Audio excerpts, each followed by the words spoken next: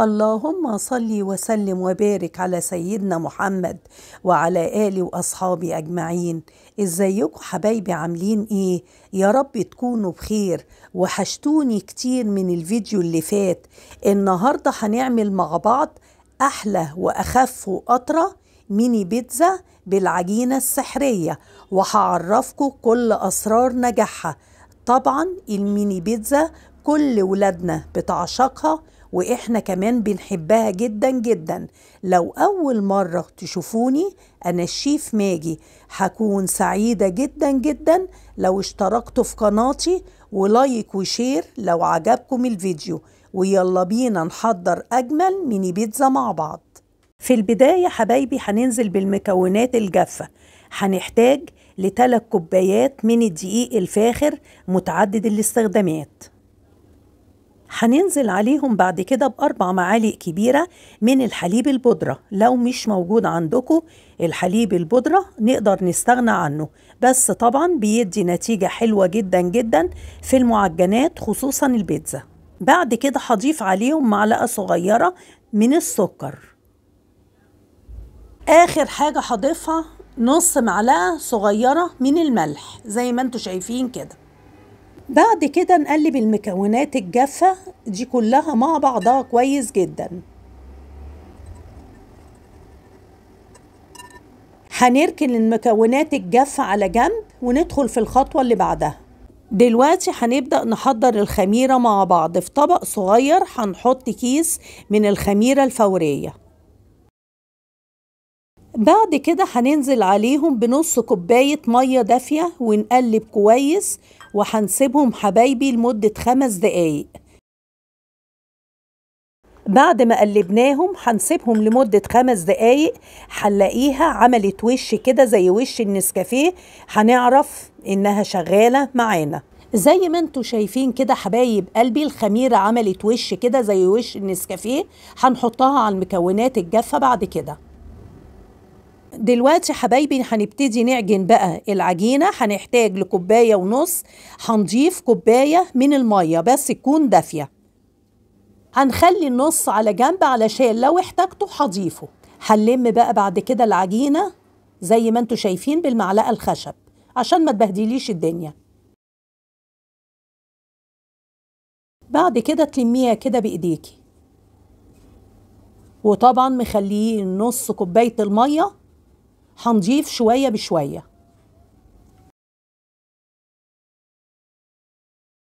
أول حبايبي ما نلاقيها لزقت كده معانا، هننزل ب3 معالق كبيرة من الزيت النباتي زي ما انتوا شايفين كده، ونعجنها تاني.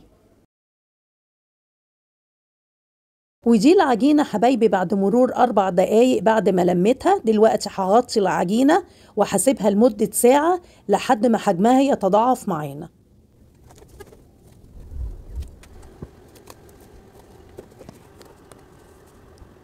تعالوا بقى نحضر أحلى وأجمل صلصة بيتزا. في طبق هنحط 2 معلقة كبار صلصة طماطم. هننزل عليهم بعد كده ب3 معالق كبيرة كاتشب. بعد كده انزلي عليهم بمعلقة كبيرة من الزعتر. بعد كده هننزل بمعلقة صغيرة من الزيت. آخر حاجة بقى معانا 2 معلقتين صغيرين مية علشان القوام ينعم معانا. هنقلب كل المكونات دي كلها مع بعضها كويس جدا. صلصة البيتزا جاهزة معانا. صلصة لذيذة وسريعة وطعمها فعلا حلو جدا جدا. ودي العجينة بعد مرور ساعة ما شاء الله تضاعف حجمها زي ما انتوا شايفين كده يا حبايبي. هبتدي بقى اهبطها كده بايديا. هرش يا حبايبي رشة دقيق محترمة كده على السطح اللي احط عليه كور الميني بيتزا. ليه بالرش الدقيق؟ علشان ما تلزقش منا الكور بتاعت الميني بيتزا.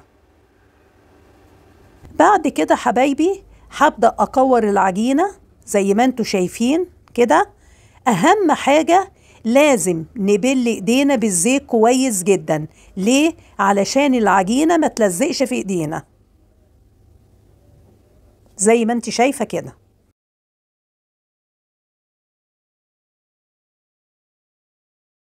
ودي حبايب قلبي الميني بيتزا بعد ما شكلناها اللهم بارك طلع 15 قطعة. هنجيب بعد كده الصينية بتاعتنا وهندهنها زيت كده زي ما انتوا شايفين، حاجة خفيفة كده بالفرشة.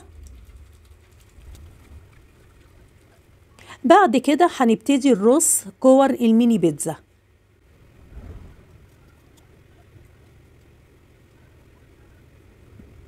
هنسيبهم بقى يرتاحوا 5 دقايق علشان نقدر نفردهم بسهولة. بعد مرور 5 دقايق والعجينة ارتاحت معانا، هنبتدي بقى نجيب كاسة اللي هي متوفرة في كل بيت وافتكر في كل نيش، بس طبعا دي ما بتطلعش الا للضيوف يا حبايبي، دي موجودة في كل مكان.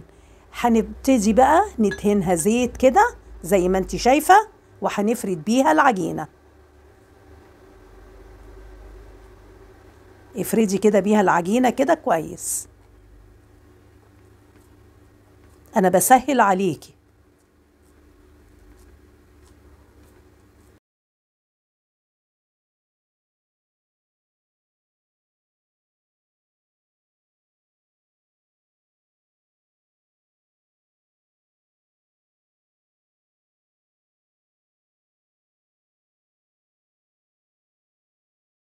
بعد ما فردتها في الصينية بجيب شوكة كده واعمل علامات في العجينة علشان ما تنتفخش معانا وهي في الفرن، زي ما انتوا شايفين كده، تمشي كده عليها بالشوكة.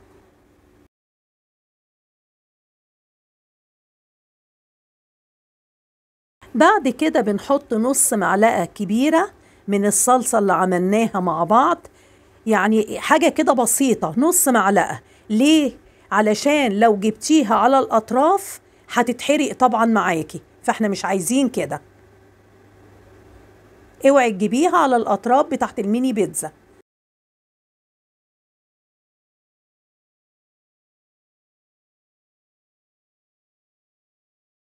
بعد كده حبايبي هنجهز الحشوة. عندي بقى فلفل وزيتون مشكل زي ما انتوا شايفين، وسوسيس وقطع فراخ كانت عندي بايتة، شوحتها كده شوية وقلت طبعا استغلها. ممكن نحط لانشون، بسطرمة، طبعا الحشوة دي على حسب ذوقكم الشخصي، اللي متوفر عندك حطيه. عندي بقى الجبنة الموتزاريلا، وعلى فكرة الجبنة دي أنا عملتها لكم على القناة، والله يا جماعة في منتهى الروعة والجمال، وطريقتها سهلة جدا جدا وهتوفر جدا معاكي. طبعا دلوقتي زي ما انتوا شايفين هنبتدي بقى نحط الحشوات على الميني بيتزا.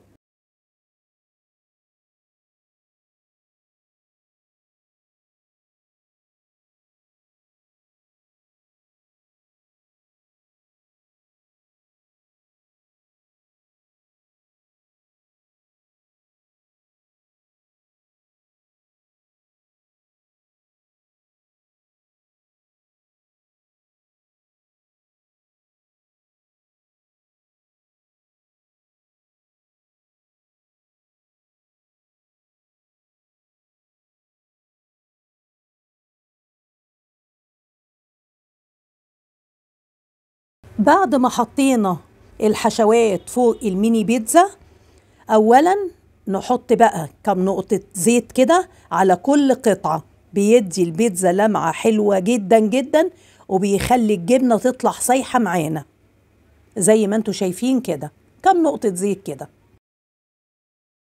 بعد كده من فوق الوش كده بندي بقى رشة زعتر صغيرة قوي، بتديها ريحة خطيرة جدا جدا. خلي بالكوا بقى من التسوية حبايبي.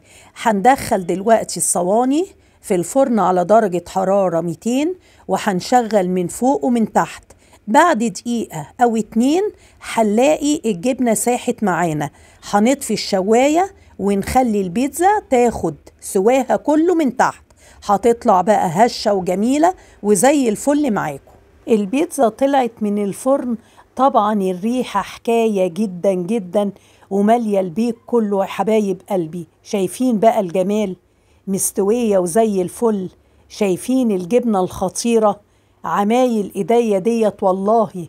ما تنسوش تشوفوا الفيديو بتاع الجبنة، هيعجبكم جدا جدا. العجينة هشة وقطنية وخفيفة جدا جدا. طريقة سهلة وبسيطة حبايب قلبي والله. بتمنى تكون عجبتكم. هستنى تجربوها وتقولولي رأيكم، واثقة ان شاء الله انها هتعجبكم جدا جدا. لو اول مرة تشوفوني بتمنى تشتركوا في القناة ولايك وشير للفيديو لو عجبكم، واشوفكم على خير حبايبي في فيديو جديد ان شاء الله.